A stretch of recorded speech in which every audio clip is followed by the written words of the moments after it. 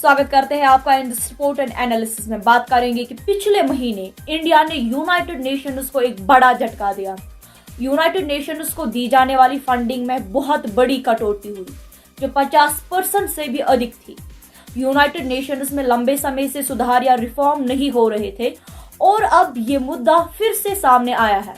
हमारी permanent representative Shrimati Ruchira Kamboj ने बताया कि world can not wait any longer और इस साल के सितंबर में होने वाले यूनाइटेड नेशन समिट को एक अहम माइलस्टोन माना जाता है।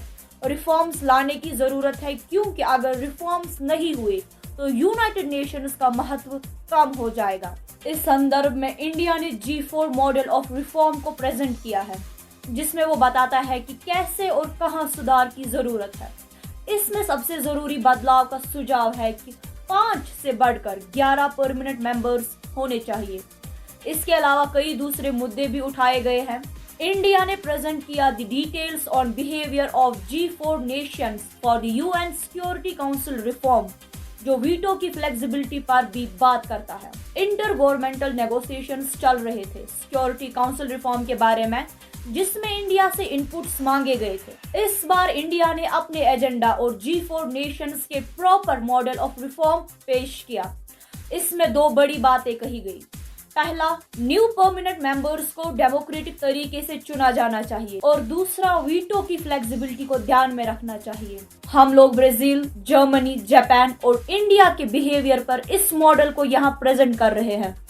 आपने G4 का नाम पहले भी सुना होगा जो काफी लंबे से UN सिक्योरिटी काउंसिल की परमानेंट मेंबरशिप की मांग कर रहे हैं, लेकिन इस बार इन्होंने जो मॉडल पेश किया है वो थोड़ा सा अलग है। सबसे पहले तो इंडिया ने ये कहा है कि जो UNSC की परमानेंट मेंबरशिप की बात की है, इंडिया ने मांग की है कि 5 परमानेंट मेंबर्स को बढ़ा के 11 करना चाहिए और 10 नॉन परमानेंट मेंबर्स को बढ़ा के 14 या फिर 15 कर देना चाहिए। इसका मतलब है कि जो नया UNSC का काउंसिल बनेगा उसमें टोटल मेंबर्स कम से कम 25 से 26 होने चाहिए। यहाँ पर भी इंडिया ने बताया है कि जो नए 6 मेंबर्स UN को चुनने चाहिए उन 6 मेंबर्स में से 2 मेंबर्स अफ्रीकन स्टेट से, 1 मेंबर एशिया पैसिफिक स्टेट से, 1 मेंबर लैटिन अमेरिका से और 1 मेंबर वेस्टर्न यूरोप या फिर दूसरी स्टेट से होना चाहिए। आपको बता दें कि इंडिया ने स्पेसिफिकली अपने लिए कोई भी परमानेंट सीट की मांग नहीं की है। उन्होंने कहा है कि एक्सपेंशन का डिसीजन जनरल असेंबली द्वारा होना चाहिए और ये एक डेमोक्रेटिक और इंक्लूसिव प्रोसेस होगी। ग्लोबल साउथ को ज्यादा रिप्रेजेंटेशन देने की मांग की गई है।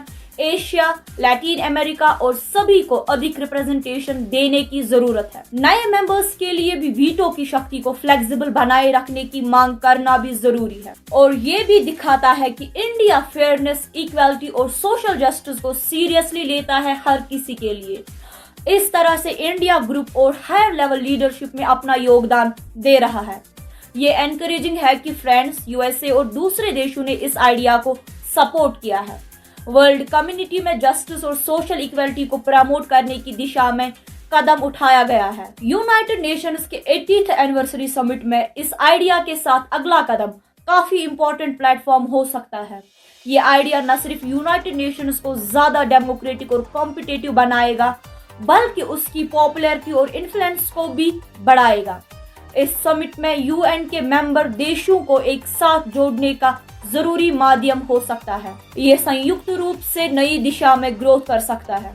ये एक बहुत ही अच्छा कदम है जो सब मिलकर दुनिया के साथ संयोग से लोगों की सोच को बदल सकता है। और आपका क्या ख्याल है इस G4 रिफॉर्म के बारे में, हमें जरूर बताइएगा। मिलते हैं अगली खबर में।